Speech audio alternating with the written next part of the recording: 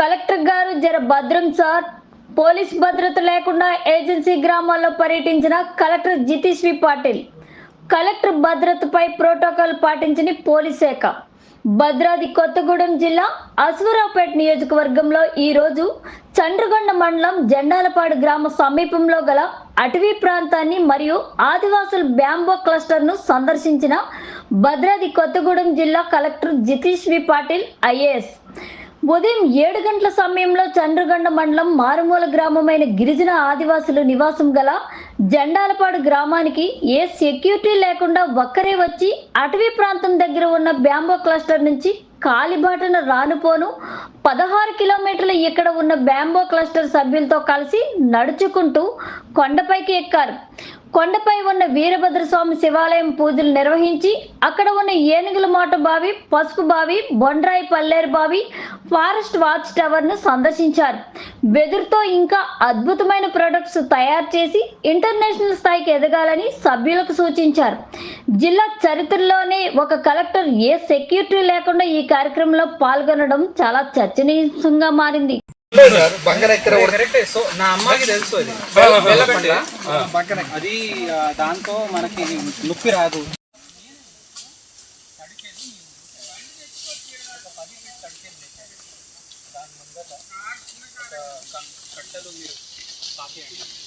దానిపై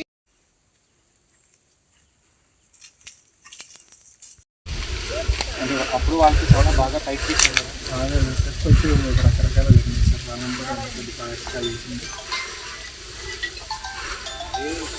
చెప్పట్లో 2 సోచులతో పడతారు. ఏం జరిగింది దాని వెనకాల? అది ఉంటా రివర్స్ అయితే. అవును సార్, మనం ఆ మార్గంలో పోవద్దు. సో మనం ఏం చూడాలంటే మీకు ఏమేమి అనుమతి ఇవ్వచ్చు.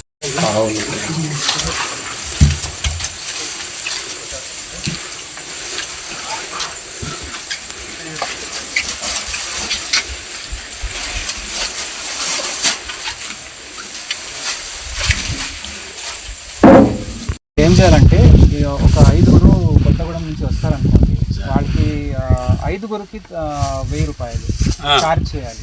అది ఓన్లీ చూపించడానికి. తర్వాత భోజనం కూడా ఇస్తాము, ఇంకొక 1000 రూపాయలు చాలు అది. సో వాళ్ళకి ఏమి రాగానే ఏం చేయాలంటే బొట్టు పెట్టాలి, పూమాల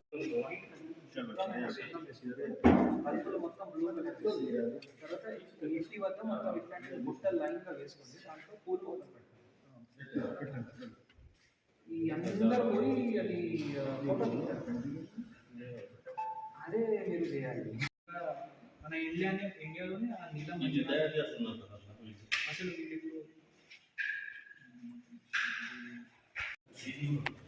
వీళ్ళు కరెంట్ బిల్ ఎవరు పెట్టాలి? అందుకే దీంట్లో మీరు విపరీతంగా కరెంట్ వాడుకుంటే బిల్లు ఎక్కువ వస్తుంది. అందుకే మీరు సోలార్ కోసం పోవాలి. సో దాంట్లో ఏమవుతుంది, అన్నీ ఇప్పుడే మీన్స్ ఒక 20 సంవత్సరాలు ఏమేమి ఇప్పుడే స్టడీ చేసుకుంటాం. రా మెటీరియల్ సమస్య. చంద్రగొండ మండల్లో బెండల్పాడు ఊరిలో నేను ఉదయం 7 o'clockకి ఇక్కడ వచ్చాను. 7 o'clock స్టార్ట్ అయితే దాదాపుగా మెల్లగా పోతే కూడా మాకు 8:30 అరౌండ్ 9 o'clock వరకు మేము గుట్ట పైన ఉన్నాము. అసలు ఇక్కడ ఈ ప్రాంతం ఎంత శుభ్రంగా అండ్ ఎంత ప్రశాంతంగా ఎంత బాగుందంటే అది శబ్దాల్లో నేను చెప్పలేను. సో నా విజ్ఞప్తి అందరికీ ఏముందంటే, టూరిజం కోసం ఏదో మాల్ లేదంటే వేరే ఎక్కడో అది జనాలు వెళ్తారు. నిజంగా ప్రకృతి ఎంత అందంగా ఉందో అది చూడాలంటే బెండల్పాడులో ఖచ్చితంగా రావాలి. ప్రకృతి ఎంత మంచిగా ఉందో దానికంటే మంచిగా ఇక్కడ జనాలు ఉన్నారు. వాళ్ళు ఖచ్చితంగా మనకి స్వాగతించి అసలు ప్రతి ఒక్క చెట్టుది ప్రత్యేకత ఇక్కడ వాళ్ళకి తెలుసు.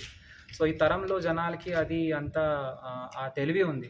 వచ్చే తరాలకి అయినా అది తెలవాలంటే ఖచ్చితంగా ఒక మంచి ఫ్యామిలీ ట్రిప్ లాగా ఇక్కడ తీసుకొని మీరు ఎవరైనా రావచ్చు. అసలు దగ్గు వచ్చేస్తే కొన్ని కాయ గింజలు ఇక్కడ మన ఆదివాసులు సోదరులు వాడతారు.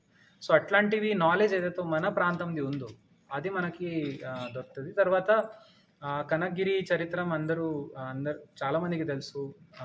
రాణి రుద్రమాదేవి ఇక్కడ వచ్చారు. వీరభద్రస్వామిది మన స్వామిది టెంపుల్ కూడా ఉంది, గుడి ఉంది, ఇంకా పైన కూడా ఒక మంచి శివాలయం ఉంది. అండ్ చుట్టూ మొత్తం ఒకసారి అక్కడ గుట్ట పైన పోతే మొత్తం ప్రాంతం మనకి కనపడుతుంది. సో మన లైఫ్లో చాలా అది స్ట్రెస్లో చాలామంది ఉంటారు. ఆ స్ట్రెస్ నుంచి నివారణ అంటే మనకి ఈ అటవీ సంపద మనది. సో మనం ఖచ్చితంగా ఇక్కడ వచ్చి మన ఆదివాసులతో మంచి వాటర్ ఫాల్స్ కూడా ఇప్పుడు మంచి సీజన్ ఉంది. సో ఇక్కడ వచ్చేసి తొందరగా చేయాలి. తర్వాత ఇక్కడ బ్యాంబూ ప్రోడక్ట్స్ చాలా బాగా తయారు చేస్తున్నారు మన ఆదివాసులు. సో ఆ ప్రోడక్ట్స్ కూడా ఇప్పుడు ఇంకా డెవలప్మెంట్ అవుతుంది. సో ఖచ్చితంగా బెండల్పాడు ఊరైతే మన రాష్ట్రమే, ఇంకా నా కోరిక దేశంలో కూడా అది ఒక ఫేమస్ అవుతుంది. దాంట్లో ఏది సాయం కావాలన్నా నేను సిద్ధంగా ఉన్నాను. అండ్ ఆదివాసులు కూడా ముందుకు వస్తున్నారు. అసలు ఇక్కడ తెలుగుగానే చాలామంది ఇక్కడ వచ్చేసారు. సో మన బిజయనాయక్ గారు కూడా వచ్చారు. ఇంకా మన ఈ కంపెనీకి చైర్పర్సన్ నాగభూషణం గారు ఉన్నారు. అండ్ ఈ ప్రెస్ మీడియా కూడా దీనికి మంచి హైలైట్ చేశారు. అందరికీ చాలా ధన్యవాదాలు. నా దృష్టిలో ఇది వచ్చింది అని నా అదృష్టం నేను అనుకుంటున్నాను. Thank you very much.